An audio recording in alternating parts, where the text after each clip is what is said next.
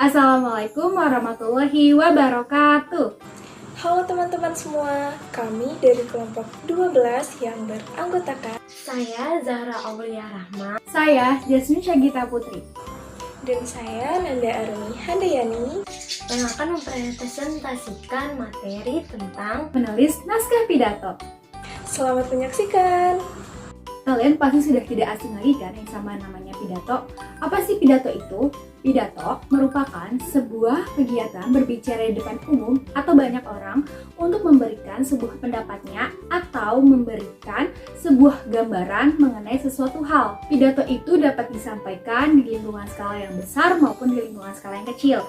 Misalnya di lingkungan yang kecil, yaitu kepala sekolah dalam menyampaikan pidatonya di kegiatan upacara bendera hari Senin. Nah, kalau yang di skala besar, yaitu misalnya presiden menyampaikan pidatonya dalam acara-acara penting kepresidenan.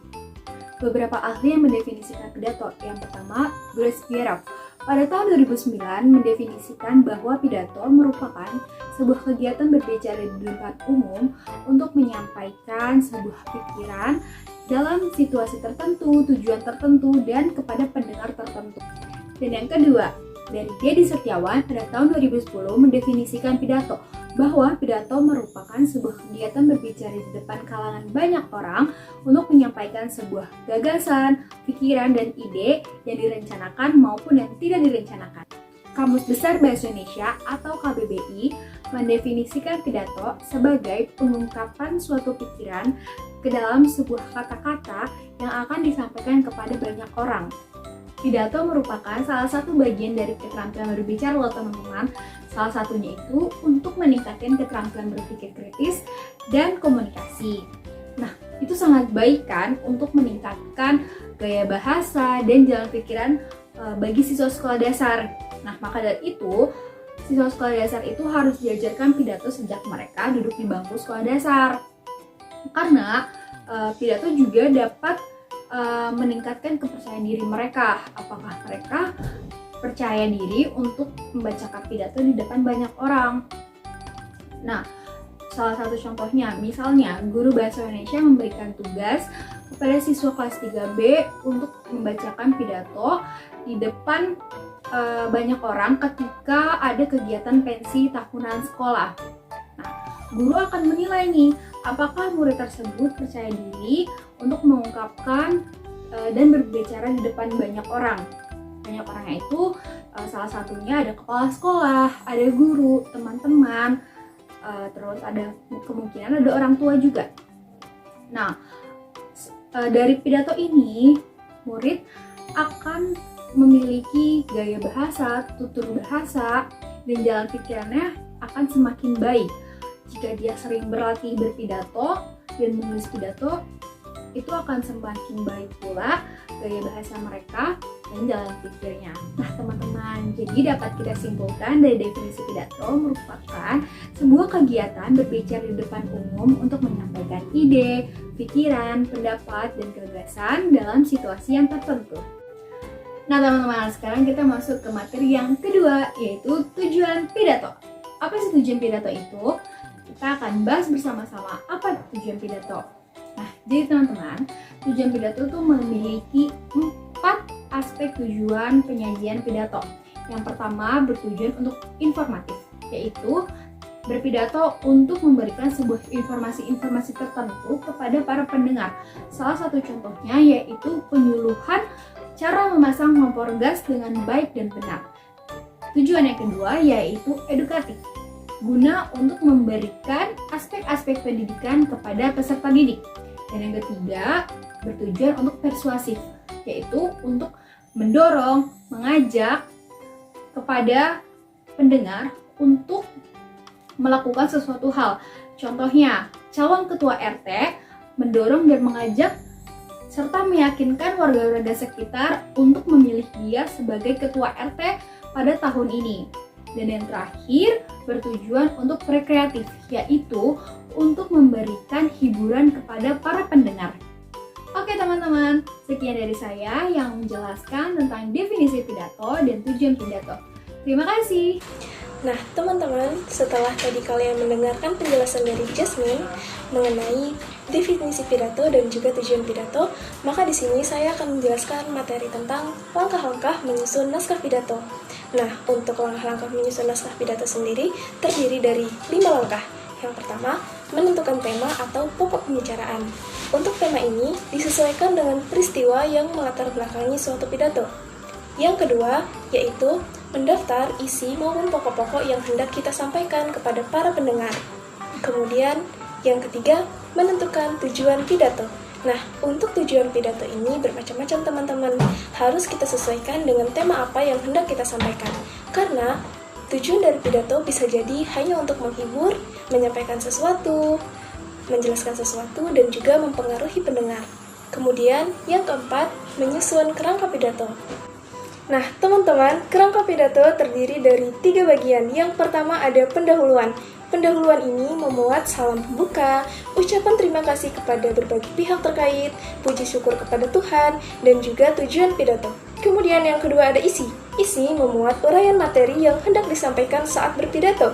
Dan yang ketiga ada penutup. Dalam penutup mencakup tentang kesimpulan, saran, kritik, harapan-harapan, ucapan terima kasih, permintaan maaf, dan juga salam penutup. Kemudian, langkah yang kelima yaitu mengembangkan kerangka pidato menjadi naskah pidato. Nah, berpidato dapat dilakukan dengan 4 metode teman-teman. Yang pertama yaitu yang paling dasar dengan membaca naskah. Cara ini adalah kita berpidato di depan orang dengan membaca naskah yang sudah kita siapkan.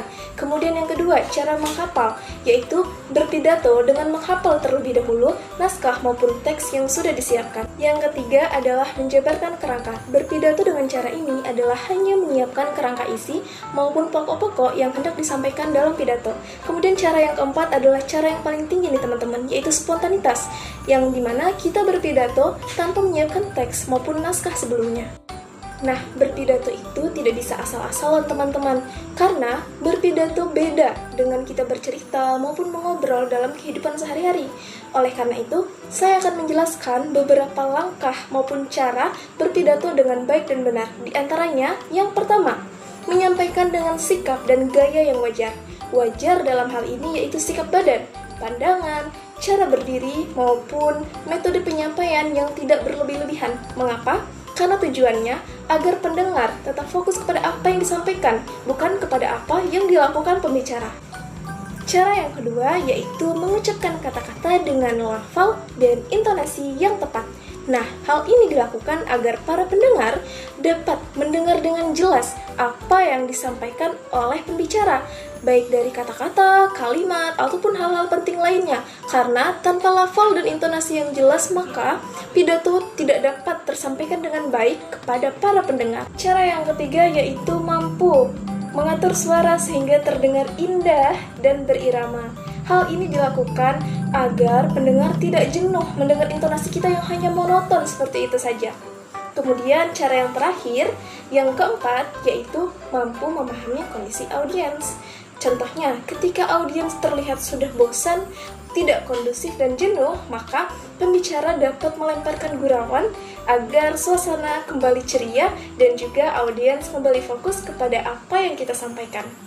Nah, itu tadi cara-cara berpidato yang baik dan benar. Berikut ini akan dicontohkan oleh pemateri selanjutnya yaitu Zahra Aulia Rahma. Sekian dari saya, terima kasih. Assalamualaikum warahmatullahi wabarakatuh. Alhamdulillahilladzi arsala rasulahu bil huda wa dinil haq liyuzhirahu 'ala dini kulli wa kafa billahi shahida amma ba'd.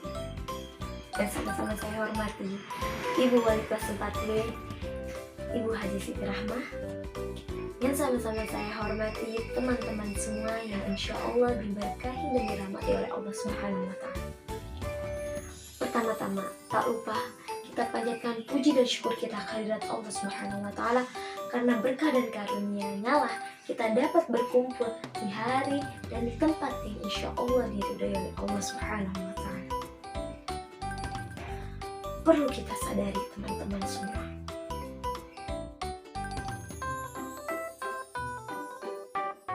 teman-teman yang saya banggakan, perlu kita ketahui bahwa lingkungan adalah tempat bergantungnya kehidupan kita, yaitu umat manusia. Maka kita harus menjaga dengan baik kebersihan lingkungan kita maupun sekitar kita, agar bumi menghasilkan keuntungan bagi kita, bukan malah menghasilkan kerugian atau bencana bagi kita.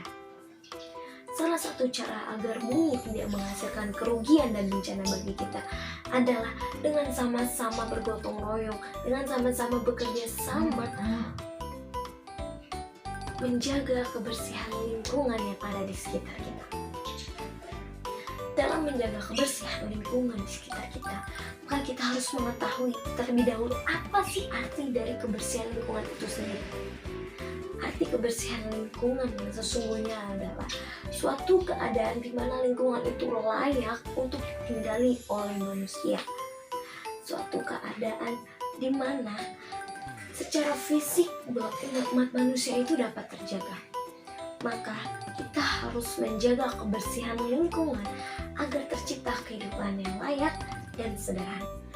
Teman-teman yang berbahagia, menjaga kebersihan lingkungan adalah cara terbaik dalam mencegah berbagai penyakit yang mengintai pada musim hujan seperti sekarang ini. Menjaga kebersihan lingkungan dapat dimulai dari membersihkan sekolah kita, membersihkan kamar kita, membersihkan kamar mandi, dan membersihkan lingkungan yang benar-benar dekat dalam jangkauan kita. Karena untuk menjaga kebersihan lingkungan kita harus bekerja sama dan bergotong royong untuk sama-sama menjaga kebersihan lingkungan kita. Teman-teman sekalian, sebagai penutup, saya mengutip dari pepatah yang mengatakan bahwa kebersihan adalah sebagian dari iman. Maka orang yang tidak bisa menjaga kebersihan lingkungannya berarti bukanlah orang yang mempunyai iman sepenuhnya. Kedepannya saya juga berharap kita sebagai umat manusia dapat lebih giat lagi dalam menjaga kebersihan lingkungan. Sekian dari saya. Wassalamualaikum warahmatullahi wabarakatuh.